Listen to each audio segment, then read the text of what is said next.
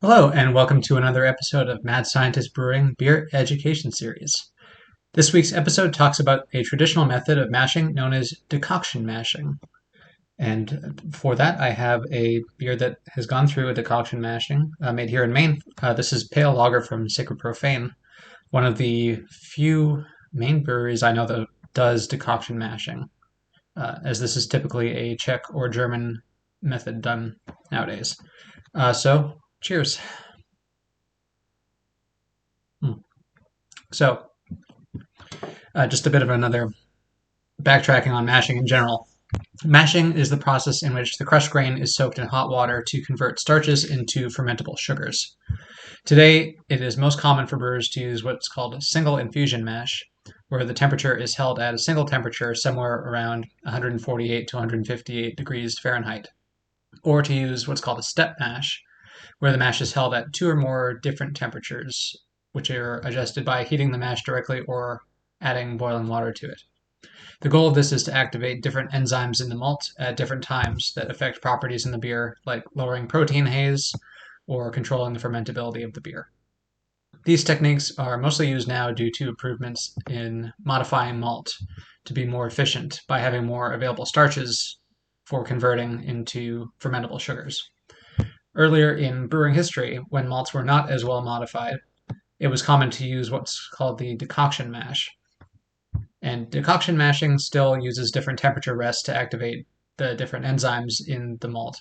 But it involves removing a portion of the mash, usually about a third of it, the thickest third of it, and boiling it before returning it back into the main mash, which is held at a constant temperature throughout. So in doing this, there's two goals with boiling part of the mash for the decoction. The first is to use physical pulping, which impacts the cell walls of the malt. Basically, the boiling process is going to further break down the cell walls that will make the starches more available to malt enzymes, which is important when you have an under-modified malt, as often was the case in the past. The second is to raise the temperature of the bulk mash to the required temperature step after mixing the boiling portion back into it. In times before thermometers were used in brewing, this was useful for allowing some means of consistent temperature control and repeatability in brewing.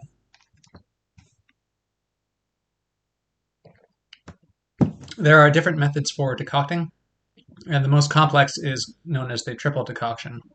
As the name suggests, it involves pulling a portion of the mash three times during the mashing to boil off and return back into the bulk mash to raise the temperature to different stages, typically starting off around 100 degrees Fahrenheit, and then with the first edition raising that to around 120 to 130 degrees Fahrenheit to activate the beta glucanase enzyme, and then to around 145 to 150 or so for the beta amylase, which produces the fermentable sugars, and finally to around 167 degrees Fahrenheit to complete the breakdown of the starches and inactivate the enzymes.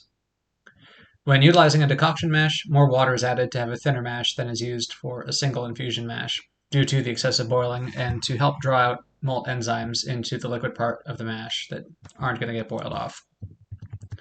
So there are pros and cons to using decoction mashing.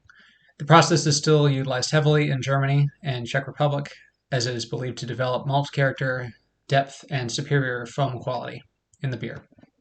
The boiling of a portion of the mash contributes to the development of melanoidins and Maillard products, which are chemical compounds that contribute a richer flavor reminiscent of grilling or toasting.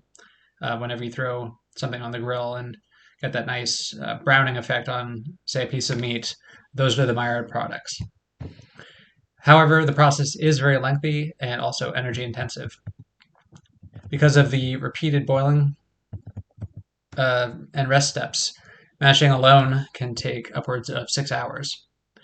Boiling also inactivates the malt enzymes, so brewers using a decoction mash will often hold the boil temperature around 150 degrees to make use of the enzymes before proceeding with the full boil in the decoction step. They also have to stir the decoction frequently to avoid scorching the grains. And then lastly, when you have the availability of well-modified malts, the decoction process can actually hurt the beer, as the extensive degradation of the malt leads to worse beer flavor and stability. Brewers who are using decoction mashing seek a balanced approach to get the benefits of decocting without using excessive energy or degrading the malt too much. Most commonly, this is done with a shorter double decoction, which omits the first rest and starts off at around 122 degrees Fahrenheit, and then proceeds with the rest of the steps as normal. This shortens the overall duration of the mash and can produce a full body beer with very good foam stability. There is also the single decoction mash, which begins at the amylase rest around 149 degrees Fahrenheit before pulling the decoction to raise the temperature to the mash out around 167 degrees Fahrenheit. The use of decoction mashing is still quite a controversial topic, which some brewers saying that there is no other way to make authentic German styles, while others say the process is an unnecessary waste of time and energy, something that was better left in the past.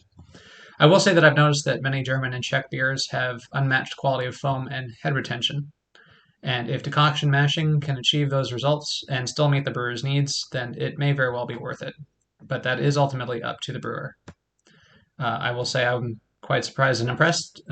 Sacred Profane to take the steps. They do the full triple decoction there, which is a very lengthy process. But they also make fantastic beer, so it must be working for them. All right, that is it for today's video. I will finish drinking this and see you next time. Cheers.